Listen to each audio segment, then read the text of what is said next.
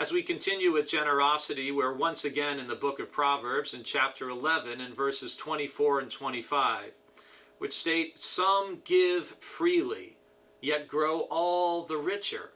Others withhold what is due and only suffer want. A generous person will be enriched, and the one who gives water will get water."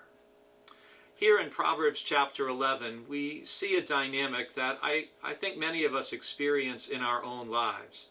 The more generous we are, the more we freely share and give and of our resources, our time, our attention, our love even to other people, the more that tends to flow back to us as well. And it's important for us to understand that we worship a God who gives very generously and freely to us.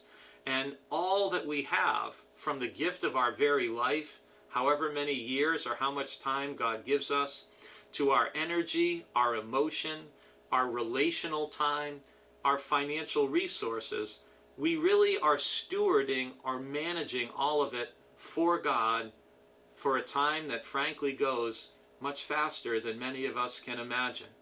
I know I feel the older I get, the faster time seems to pass.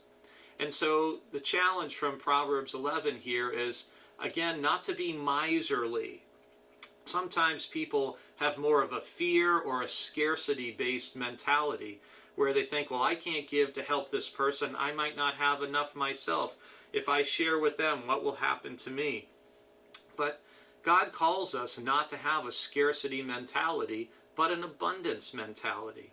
Because we worship a God who is the creator of the universe. And as it says in the Psalms, the cattle on 1,000 hills all belong to God. Everything belongs to God. And in some ways, it's easier to be generous when we understand, well, I'm not giving up this from myself. I'm merely passing on and sharing what God has given to me and giving it to someone who may need it even more than I do. The irony is, there is this dynamic with generosity, that the more I give things away, the more lives I touch through my generosity, the more my life is enriched by relationships I might not have had otherwise, by help and encouragement and resources that end up flowing back my way, not because that was my intention, but just because that's how the dynamic of generosity works. I pray that God will help to open your hands and your heart and your spirit, that you can live with open hands and be generous.